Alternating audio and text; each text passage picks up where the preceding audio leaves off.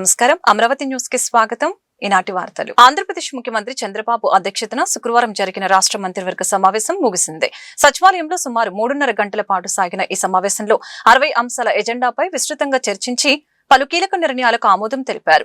రాష్ట్ర రాజధాని అమరావతికి చట్టబద్దత కల్పించడం, భారీ పెట్టుబడుల్ని ఆకర్షించడం, ఉన్నత విద్యలో సంస్కరణలు వంటి ముఖ్యమైన అంశాలపై కేబినెట్ దృష్టి సారించింది. సమావేశంలో ప్రధానంగా అమరావతికి చట్టబద్దత కల్పిస్తూ రాష్ట్ర పునర్విభజన చట్టానికి సవరణ చేసినందుకు గాను ప్రధానమంత్రి నరేంద్ర మోదీకి కేంద్ర ప్రభుత్వానికి ధన్యవాదాలు తెలుపుతూ ఏకగ్రీవంగా తీర్మానం చేసింది. అమరావతి బిల్లుకు పార్లమెంట్లో మద్దతిచ్చిన అన్ని పార్టీలకు కూడా కేబినెట్ కృతజ్ఞతలు తెలిపింది. ఈ అంశాన్ని ప్రజల్లోకి విస్తృతంగా తీసుకువెళ్లాలని ముఖ్యమంత్రి చంద్రబాబు మంత్రులకి సూచించారు. అధికారిక ఎజెండా ముగిసిన తర్వాత తాజా రాజకీయ పరిణామాలపై కూడా చర్చ జరిగింది. అమరావతి విషయంలో వైఎస్ఆర్ కాంగ్రెస్ పార్టీ చేస్తున్న దుష్ప్రచారాన్ని, సోషల్ మీడియాలో జరుగుతున్న తప్పుడు ప్రచారాలని ఎప్పటికప్పుడు సమర్థవంతంగా తిప్పికొట్టాలని సీఎం చంద్రబాబు దిశానిర్దేశం చేశారు. ఉత్తరాంధ్ర జిల్లాలో తేలికపాటి నుంచి మోస్తరు వర్షాలు కురిసే అవకాశం ఉందని ఆంధ్రప్రదేశ్ రాష్ట్ర విపత్తుల నిర్వహణ సంస్థ మేనేజింగ్ డైరెక్టర్ ప్రఖర్ జైన్ వెల్లడించారు. ఉత్తరాంధ్ర జిల్లాలో వాతావరణం మారే అవకాశం ఉన్నందున ప్రజలు తగిన జాగ్రత్తలు తీసుకోవాలని సూచించారు. ఉత్తరాంధ్ర మన్యం జిల్లాలో పిడుగులతో కూడిన వర్షం పడే అవకాశం ఉందని హెచ్చరించారు. రాగల 3 గంటల్లో ఈ క్రింది జిల్లాల్లో ప్రభావం ఎక్కువగా ఉండవచ్చని తెలిపారు. ప్రధానంగా విజయనగరం, విశాఖపట్నం, అల్లూరి సీతారామరాజు, అనకాపల్లి జిల్లాలో వర్షాలు కురిసే అవకాశం ఉందని వెల్లడించారు. పిడుగులతో కూడిన తేలికపాటి నుంచి మోస్తరు వర్షాలు కురిసే అవకాశం ఉందని తెలిపారు. గంటకు 40 నుంచి 50 కిలోమీటర్ల వేగంతో ఈదురుగాలులు వీచే వీలుందని చెప్పుకొచ్చారు. వాతావరణంలో మార్పులు గమనించి వెంటనే అప్రమత్తం అవడం వల్ల ప్రాణ, ఆస్తి నష్టాలను అడ్డుకోవచ్చని ఈ సందర్భంగా తెలిపారు. రైతులు, కూలీలు బహిరంగ ప్రదేశాల్లో ఉండేవారు వాతావరణ శాఖ ఇచ్చే సమాచారాన్ని ఎప్పటికప్పుడు గమనిస్తూ ఉండాలని ప్రఖర్ జైన్ కోరారు. ఆంధ్రప్రదేశ్ రాష్ట్ర కార్మిక శాఖ మంత్రి వాసంశెట్టి సుభాష్ విజయవాడలోని ప్రసిద్ధ పుణ్యక్షేత్రమైన ఇంద్రకీలాద్రిపై వెలిసిన శ్రీ కనకదుర్గమ్మ వారిని దర్శించుకున్నారు. ఇంద్రకీలాద్రికి చేరుకున్న మంత్రికి ఆలయ అధికారులు మరియు అర్చకులు ఘన స్వాగతం పలికారు. అనంతరం ఆయన అమ్మవారిని దర్శించుకుని ప్రత్యేక పూజలు నిర్వహించారు. దర్శన అనంతరం వేద పండితులు ఆయనకు వేద ఆశీర్వచనం అందచేయగా ఆలయ ఏఈఓ అమ్మవారి తీర్థ ప్రసాదాలను, శేషవస్త్రాన్ని బహుకరించారు.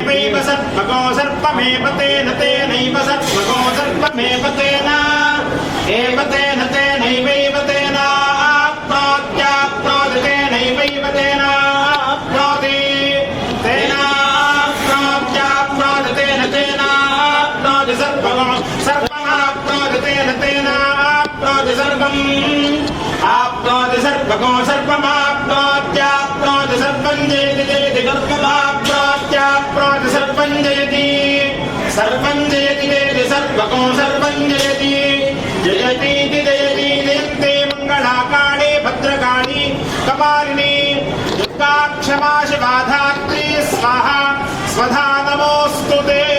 శరణాగత దీనాత్మనిత్రాణపరాయణే తపస్యార్తి హరే దేవి నారాయణి నమోస్తుతే. ధాన్యం ధనం వశనం బహుభద్రలాభం శత సంవత్సరం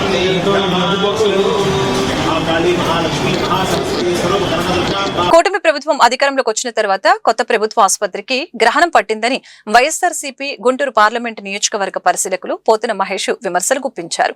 ప్రభుత్వ ఆసుపత్రిని ఒక ఇన్ఛార్జి సూపరింటెండెంట్ గా గత 2 నెలలుగా నడపాల్సిన అవసరం ఏమొచ్చిందని ప్రశ్నించారు. దీనిపై మంత్రి సత్యకుమార్ దృష్టి పెట్టకపోవడం సరికాదని హితో పలికారు. గుంటూరు పార్లమెంట్ నియోజకవర్గ పరిశీలకులు పోతున మహేష్ విజయవాడలో మీడియాతో మాట్లాడారు. కూటమి ప్రభుత్వం అధికారంలోకి వచ్చిన తర్వాత కొత్త ప్రభుత్వ ఆసుపత్రికి గ్రహణం పట్టిందని ఘాటుగా విమర్శించారు. ప్రభుత్వ ఆసుపత్రి కార్యనిర్వహణ అధికారులకు పర్సంటేజ్ గోలే కానీ పేదలకు వైద్యం అందించాలన్న చిత్తశుద్ధి కనపడటం లేదని మండిపడ్డారు. ప్రభుత్వ ఆసుపత్రిని ఒక ఇన్ఛార్జి సూపరింటెండెంట్ గా గత 2 నెలలుగా నడపాల్సిన అవసరం ఏమొచ్చిందని ప్రశ్నించారు. దీనిపై మంత్రి సత్యకుమార్ దృష్టి పెట్టకపోవడం సరికాదని హితో పలికారు. మరి రెగ్యులర్ సూపరింటెండెంట్ నియామకం చేయకుండా కేవలం ఇన్ఛార్జ్ సూపరింటెండెంట్తో ప్రభుత్వ ఆసుపత్రిని కూటమి ప్రభుత్వం నడుపుతా ఉంది. ఎందుకు రెగ్యులర్ సూపరింటెండెంట్ని నియామకం చేయలేదని సూటిగా కూటమి ప్రభుత్వాన్ని ప్రశ్నిస్తూ ఉన్నాం. మీకు పేద ప్రజల ప్రాణాలంటే లెక్కలేదా? పేద ప్రజల వైద్య సేవలంటే మీకు ఏమాత్రం వారి మీద ప్రేమ లేదా? ఎందుకని ఈ మాట అడుగుతూ ఉన్నామంటే ఒక పెద్ద ప్రభుత్వ ఆసుపత్రిలో సూపరింటెండెంట్ కనుక లేకపోతే ఎవరు ఏ విధులు నిర్వర్తిస్తూ ఉన్నారు, ఎవరు ఎప్పుడెప్పుడు వస్తారు, మరి పేద సామాన్య కుటుంబాలకు చెందినటువంటి ప్రజలకి వైద్యం ఏ విధంగా అందిస్తారనేటువంటి పర్యవేక్షణ లేకపోతే ఇష్టానుసారం ప్రవర్తిస్తారా, ప్రవర్తించరా? దీనికి కూటమి ప్రభుత్వం సమాధానం చెప్పాలి. ఇంతవరకు అంటే గత 2 నెలలుగా విజయవాడ కొత్త ప్రభుత్వ ఆసుపత్రికి సూపరింటెండెంట్ నియామకం చేయకపోవడానికి కారణం ఏంటి? దీనికి వైద్య ఆరోగ్య శాఖ మంత్రి సత్యకుమార్ యాదవ్ గారు ఏం సమాధానం చెప్తారు? మీకు బేరం కుదరక ఇక్కడ రెగ్యులర్ సూపరింటెండెంట్ని నియామకం చేయలేదా? మీకు పర్సంటేజీలు సరిగ్గా ఇవ్వట్లేదని మరి కొత్త ప్రభుత్వ ఆసుపత్రిలో సూపరింటెండెంట్ని నియామకం చేయలేదా?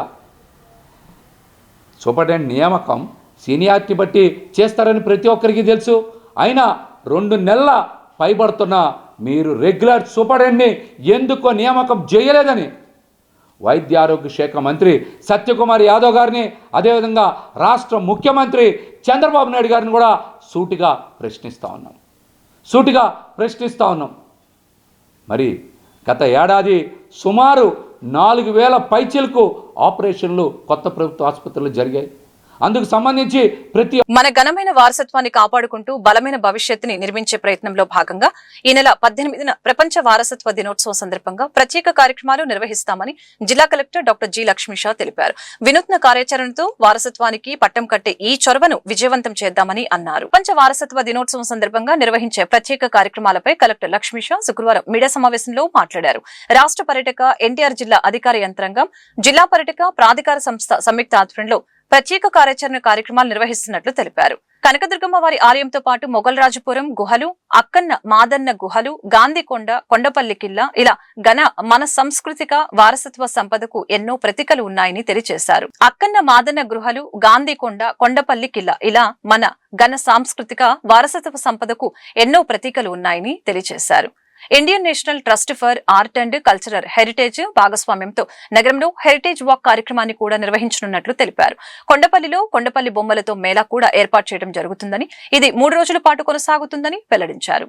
జియోగ్రఫికల్ ఇండికేషన్ నౌ మీ ద్వారానే almost like national level, international level famous కూడా దీనికి వచ్చింది. ఇది ఒక ఎత్తు అయితే, ఇంకొకటి ఏప్రిల్ 18th లో మన జిల్లాలో వరల్డ్ హెరిటేజ్ డే సెలబ్రేట్ చేయబోతున్నాం. విజయవాడ అంటేనే హెరిటేజ్ మీకు తెలిసే ఉంది. ఇటు కనకదుర్గమ్మ అయితేనేంటి, అటు కృష్ణ అయితేనేంటి, ఇక్కడ ఉన్న హిస్టారిక్ ప్లేసెస్ అయితేనేంటి, పక్క జిల్లాలో ఉన్న ఉండవల్లి కేవ్స్ అయితేనేంటి, మన దగ్గర ఉన్న అక్కన్నమాదన కేవ్, అలాగే మొగల్రాజపురం కేవ్స్, గాంధీ హిల్లు, ఇవన్నీ బాపు మ్యూజియం, ఇవన్నీ పార్ట్ ఆఫ్ హెరిటేజ్ మనకు. సో హెరిటేజ్, ఇంత హెరిటేజ్ ఉన్నటువంటి ఎన్టీఆర్ జిల్లాలో విజయవాడలో కాకపోతే ఇంకెక్కడ మనం హెరిటేజ్ డే సెలబ్రేట్ చేస్తామని, మన జిల్లా వరకు అయితే కంపల్సరీ ఇక్కడ చేద్దామని డిసైడ్ చేసుకొని ఇంటాచ్ టీం అంతా ఉంది, టూరిజం టీం అంతా ఉంది. అట్లాగే కొండపల్లి కిలా మీకు తెలిసే ఉంది, ఫారెస్ట్ డిపార్ట్మెంట్ అయినా కూడా అది కూడా మనకు ఒక హెరిటేజ్. అలాగే అక్కడ వేదాద్రి అయితేనేంటి, ఇటు వేణుగోపాల స్వామి టెంపుల్ అయితేనేంటి, అటు పాలేరు, అలాగే మున్నేరు, ఇలా కృష్ణా రివర్స్, మొత్తం హెరిటేజే ఉంది ఇక్కడ. కాబట్టి ఈ హెరిటేజ్ని మనము ఫస్ట్ మనం మాట్లాడుకోవాలా, మనం తెలుసుకొని తర్వాత ప్రపంచానికి తెలియజేయాలి. కాబట్టి April 18th world heritage day celebrate చేయబోతున్నాము. ఆ వరల్డ్ హెరిటేజ్ డేలో కొండపల్లి బొమ్మలు కూడా ఒక ఎలిమెంట్. సో ఇది ఇంకొక విషయం. సో 2 విషయం ఈరోజు మాట్లాడదాం.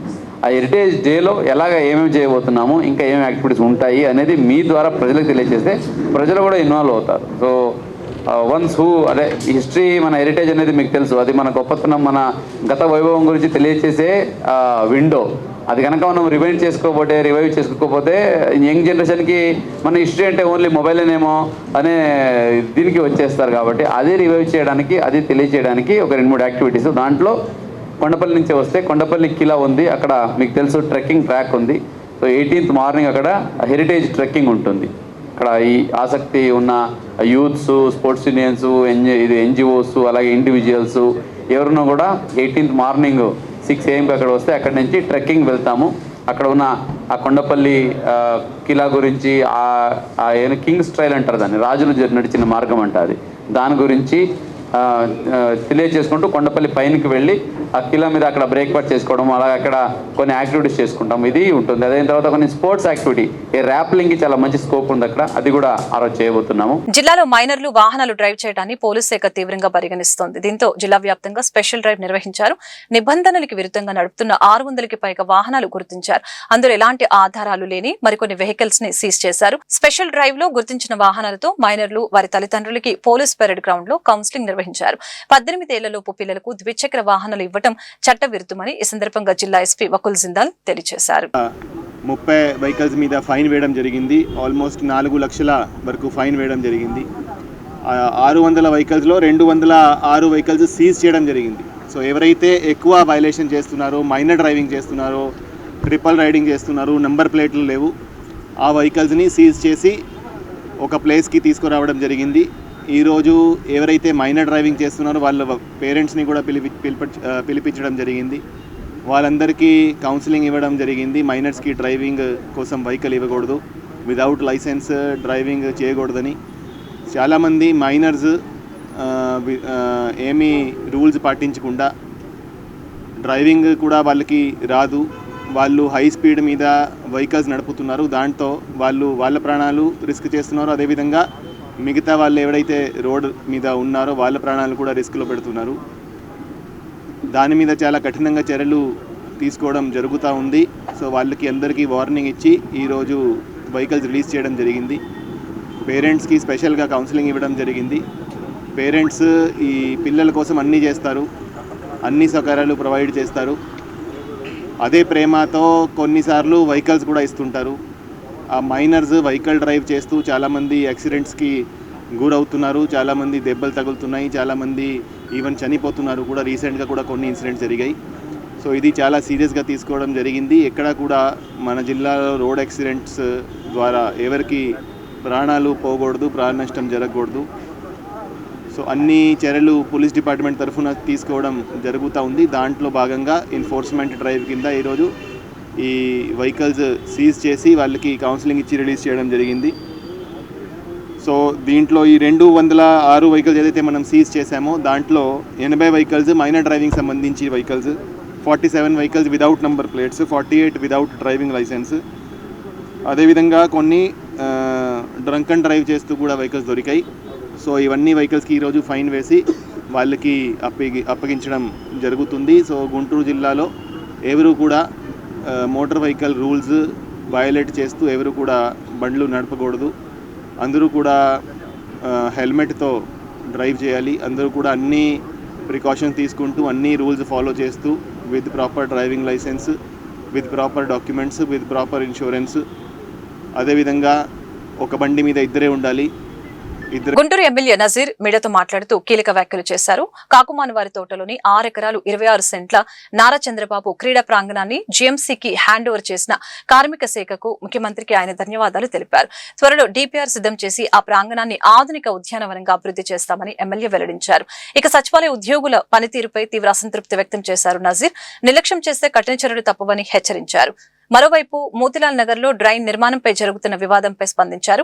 అభివృద్ధి పనులకి కొందరు రాజకీయ పార్టీలు అడ్డంకులు సృష్టిస్తున్నారని మండిపడ్డారు. ప్రభుత్వం పూర్తి అండగా ఉంటుందని, ఇప్పటికే సుమారు 100 మందికి ఇళ్ల కేటాయింపు ప్రక్రియ ప్రారంభమైందని తెలిపారు. అవుట్రీచ్ ప్రోగ్రామ్ అంటూ రాష్ట్ర వ్యాప్తంగా ప్రతి జిల్లాలో కూడా ఏ విధంగా ఏ డిపార్ట్మెంట్ కి ఎంత బడ్జెట్ ని కేటాయించడం జరిగింది, ఆ జిల్లాలో ఉన్నటువంటి నియోజకవర్గాల్లో ఈ బడ్జెట్ ద్వారా ఏ విధమైనటువంటి లబ్ధి రాబోయేటువంటి సంవత్సర కాలంలో ఆ ప్రాంతంలో ఉన్నటువంటి నియోజకవర్గ ప్రజలకు అభివృద్ధి పరంగా కానీ సంక్షేమ పరంగా కానీ అది ఏ విధంగా ఈ ప్రభుత్వం అందించబోతా ఉందనేటువంటి విషయం మీద ఈరోజు అవుట్రీచ్ ప్రోగ్రాం పెట్టుకోవడం జరిగింది. ఈ పత్రికా సమావేశం ద్వారా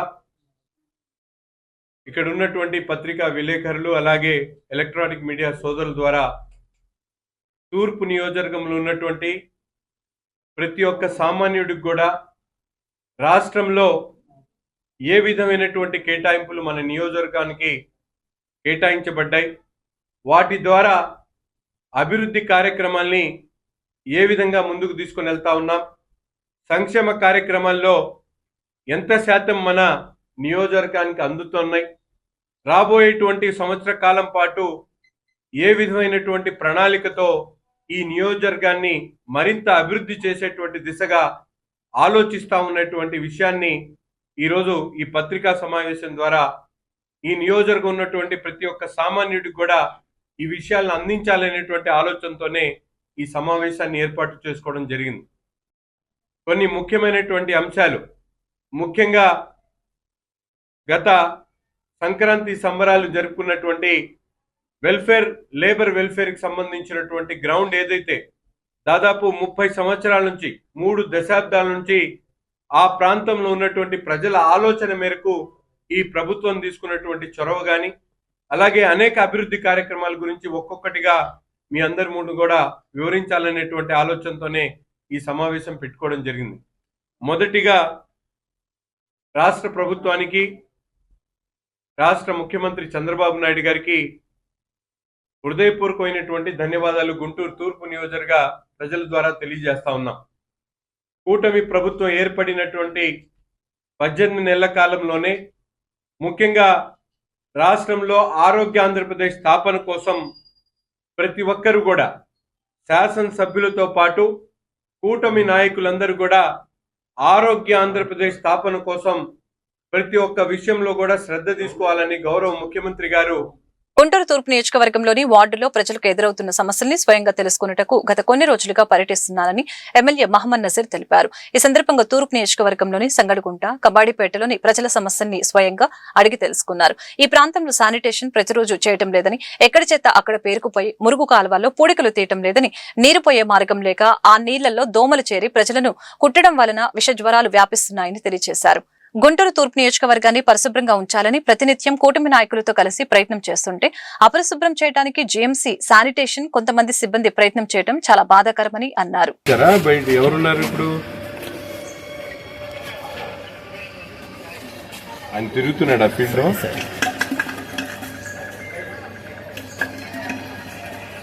ఇప్పుడు చండాలంగా ఉందండి గుంటూరు పరిస్థితి. అయితే మేము భరించలేకపోతున్నాము. మీ ఇన్స్పెక్టర్లు కానీ మీ సెక్రటరీలు కానీ మాకు అసలు దేనికి ఉపయోగపడే పరిస్థితి లేదు. జనాలు గగ్గోలు పెడుతున్నారు. మీరేమో ప్రశాంతంగా 9:30-10 దాకా మీరు ఫీల్డ్లోకి రారు ఎవ్వరు కూడా, ఒక్కళ్ళు కూడా. ఏమొస్తారు ఇప్పుడు? సంగడిగుంట, కబడ్డీ కూడా మీకు ఇద్దాం. అందరినీ సస్పెండ్ చేయండి. సచివాలయ శానిటరీ సెక్రటరీ దగ్గర నుంచి అందరినీ ఒకళ్ళిద్దరిని సస్పెండ్ చేస్తే కానీ మీకు అసలు తెలియదు. లేకపోతే ఆయన రమ్మని నేను ఎంహెచ్ఓని ఒకసారి ఇక్కడ ఉన్నాను నేను.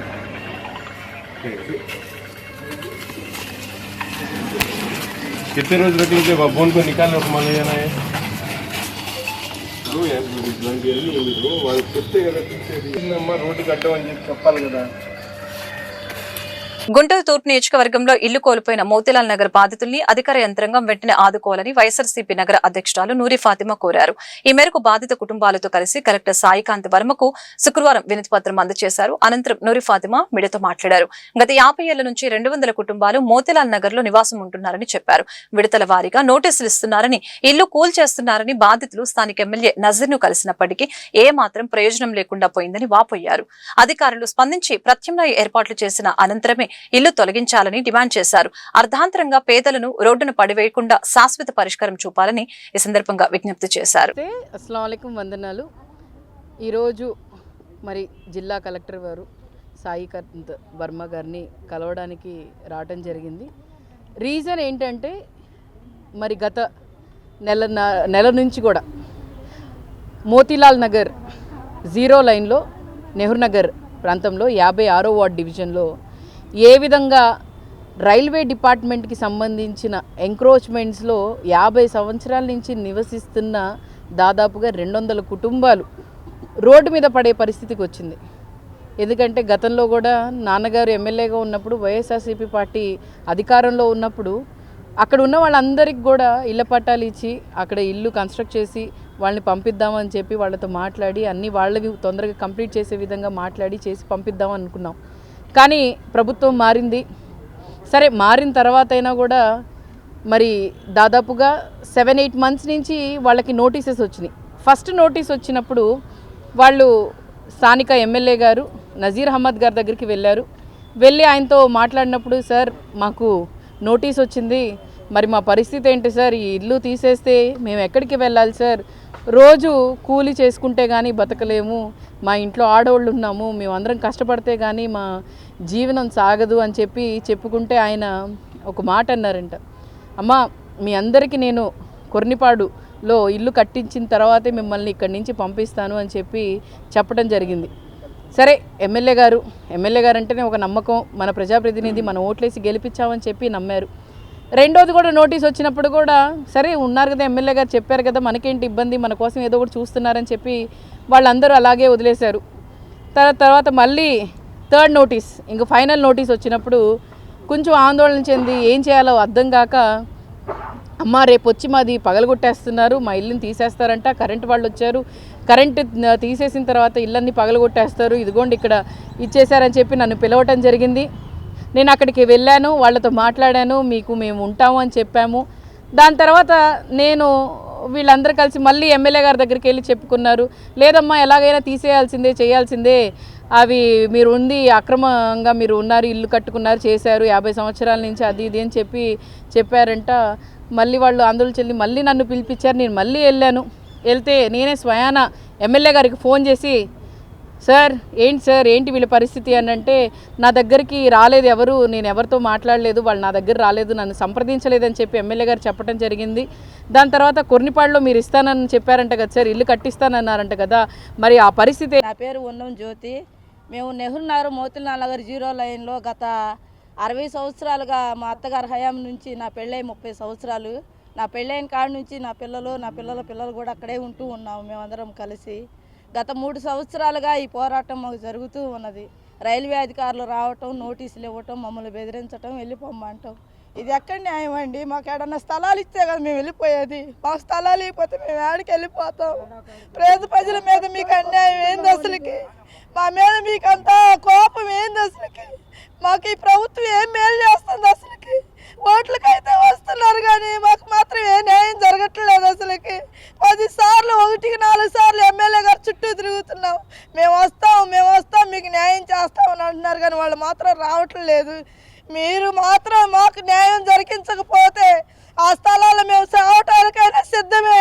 ఆ స్థలాల నుంచి మేము ఖాళీ చేయము. రైల్వే అధికారులైనా సరే ఎవరినైనా మేము వ్యతిరేకిస్తాము.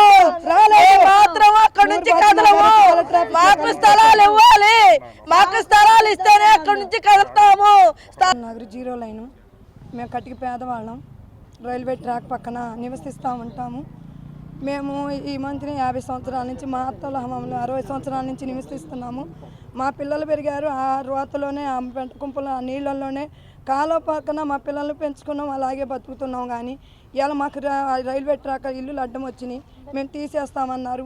మొదటి నోటీస్ ఇచ్చారు, సరేలేని మళ్ళీ పోయి కలిసాం అధికారులకి. 2వ నోటీస్ ఇచ్చారు, కలిసాం. 3వ నోటీస్ ఇచ్చాం. 3వ నోటీస్ ఇచ్చినాక మొత్తం రోడ్డుని పడ్డాం. రోడ్డుని పోయి అడిగి పవన్ కళ్యాణ్ వాళ్ళ ఆఫీస్ కాడికి వెళ్ళి అర్జీ పెట్టొచ్చాం. లోకేష్ గారి కాడికి వెళ్ళి పట్టాలని ఇచ్చిన జిరాక్స్లన్నీ ఇచ్చేసాం. మళ్ళీ అక్కడి నుంచి మాట్లాడి పవన్ కళ్యాణ్ కానీ నజీర్ కాడికి పోయిండమ్మా, మీ ఎమ్మెల్యే గారు మాట్లాడతారంటే అక్కడంతా ఎండలో అక్కడి నుంచి అక్కడ 3 స్టెప్పులుగా మళ్ళీ ఆడికి వెళ్ళాం. ఆడికి వెళ్తే కూర్చోబెట్టి సాయంత్రం రండి అంటే, సాయంత్రం 8 దాకా లేడీస్ కూర్చున్నా, నేను బయటికి వెళ్ళాను, రాలేను, రేపు వస్తామని చెప్పారు. మళ్ళీ రేపు ఉదయం 11 కానించి 1 గంట 2 దాకా ఆడే కూర్చున్నాం. ఏదైనా జాలి కలిగి ఎక్కడైనా మాకు స్థలం ఇప్పించి ఏర్పాటు చేసి తీసేసేయమని అడుగుతానికి వెళ్తే ఆయన రిక్వెస్ట్ చేయకుండా.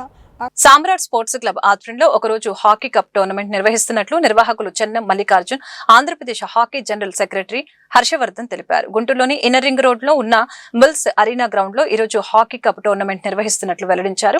ఈ ఒక్కరోజు హాకీ కప్ టోర్నమెంట్ లో 10 టీంలు పాల్గొంటాయని, వాటిలో 6 సీనియర్ టీంలు, 4 జూనియర్ టీంలు తలపడుతున్నట్లు తెలియజేశారు. గుంటూరులోను ఏపీ రాజధాని అమరావతిలోను హాకీ క్రీడలకు ప్రాధాన్యత కల్పించేలాగా స్పోర్ట్స్ అథారిటీ శాప్ సంబంధిత అధికారుల్ని కలిసి విన్నవించినట్లు వెల్లడించారు. ఈ ఆటలో విద్యార్థులు పాఠశాల దశ నుండే నేషనల్ స్థాయికి ఎదిగేలా తీర్చిదిద్దుతామని అన్నారు.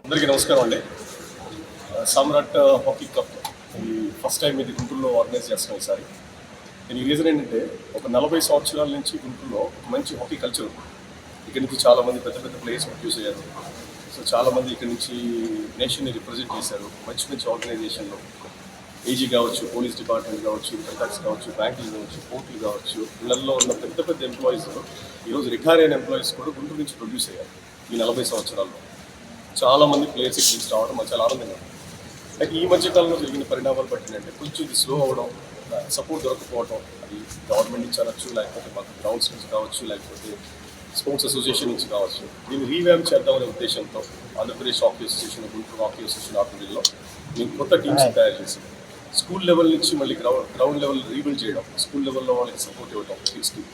అక్కడి నుంచి వాళ్ళని ముందుకు తీసుకెళ్ళి మేము నేషన్ వైడ్ రిప్రజెంటేషన్ చేద్దామని కోరికతో ఈరోజు ఈ సామ్రాట్ హాకీ అసోసియేషన్ అనేది ఫామ్ చేశాం. దీంట్లో నుంచి ఫస్ట్ టోర్నమెంట్ ఈరోజు ఒక 6 సీనియర్ టీంలు 4 జూనియర్ టీంలు వస్తున్నాయి. ఈ 6 సీనియర్ టీంలు కూడా ఆల్మోస్ట్ ఒక్కొక్కరు 35-40 సంవత్సరాల నుంచి హాకీ ఆడుతున్నారు. హాకీలో మంచి వెల్ సెటిల్ అయిన ప్లేయర్స్ వేరియస్ ఆర్గనైజేషన్స్ వీళ్ళందరూ కూడా అన్ని ఊరుల నుంచి అంటే ఆంధ్రప్రదేశ్లో ఉన్నారు, హైదరాబాద్లో ఉన్నారు, వైజాగ్లో ఉన్నారు, చెన్నైలో ఉన్నారు. ఇక్కడ ఉన్న ప్రతి ప్లేయర్ కూడా ఇక్కడికి వస్తారు. ఈ ఈవెంట్ వల్ల ఏమవుతుంది, మా ఆబ్జెక్టివ్ ఏంటంటే ఇలాంటి ఈవెంట్స్ కాన్స్టెంట్గా తయారు చేస్తే ఇప్పుడు ఐపీఎల్ వచ్చిన తర్వాత లాస్ట్ 20 years క్రికెట్ ఎలా డెవలప్ అయిందో హాకీ కూడా ఇలాంటి క్లబ్స్ రావడం వల్ల ఇప్పుడు హర్ష గారి ఆధ్వర్యంలో కానీ జిమ్ గారి ఆధ్వర్యంలో కానివ్వండి ఒకడు నేను తీసుకున్నాను. దీన్ని ఏంటంటే ఈ ఉన్న సీనియర్ ప్లేయర్స్ అందరూ ఇలాగే క్లబ్స్ క్రియేట్ చేయడం వల్ల కింద ఉన్న గ్రౌండ్ లెవెల్లో ఉన్న పిల్లలందరికీ కూడా ఒక మంచి భవిష్యత్తు తయారవుతుంది, ఒక మంచి డిసిప్లిన్ తయారవుతుంది, వీటన్నిటితో పాటు ఒక మంచి సొసైటీ తయారవుతుంది. సో మా కాన్సెప్ట్ అదే. దీనికి ఈరోజు ఆంధ్రప్రదేశ్ హాకీ కానివ్వండి, గుంటూరు హాకీ కానివ్వండి, ఒలింపిక్ అసోసియేషన్ కానివ్వండి అందరూ సపోర్ట్. మీరు అడిగిన క్వశ్చన్ అంటే హాకీలో గ్రౌండ్ ఉందా గుంటూరు కన్నారు. టు బి ఫ్రాంక్ లేదు సార్. రిపీటెడ్గా నేను వచ్చిన తర్వాత లెటర్స్ ఇచ్చాము గవర్నమెంట్ ఆఫ్ ఆంధ్రప్రదేశ్కి, స్టిల్ ట్రై చేస్తున్నాము. హోప్ఫుల్లీ రీసెంట్గా శాఖ ఎండీ గారిని కలిశాను 3 days క్రితం, ప్లస్ రవినాయుడు గారు నిన్న కూడా మాట్లాడారు. ప్రియదర్శ మేము చేస్తామని చెప్తున్నారు. ఈవెన్ గవర్నమెంట్ అంటే మేమేం అనట్లేదు, వాళ్ళ కష్టాలు వాళ్ళకు ఉన్నాయి, వాళ్ళు చేస్తామని చెప్తున్నారు. That's a good sign. మనం దాన్నే కన్నా వాళ్ళని బ్లేమ్ చేసే కన్నా what best we can do for hockey అనేది మేము ఆలోచిస్తాం. సో మీరు మా రిక్వెస్ట్ ఏంటంటే మీ ప్లస్ మీడియాకి అందరికీ కొంచెం దీన్ని కొంచెం ఎలివేట్ చేసి బాగా చేస్తే ఒక మంచిగా వాళ్ళు రెస్పాండ్ అవుతారని కోరుకుంటున్నాను. దీంట్లో రీజన్ ఏం లేదు, గుంటూరుకి హాకీ టర్ఫ్ వస్తే నెంబర్ ఆఫ్ ఇంటర్నేషనల్ టోర్నమెంట్స్ చేయొచ్చు. ఈ వార్తలు ఇంతటితో సమాప్తం. మరొక బులెటిన్లో మళ్ళీ కలుద్దాం. నమస్కారం.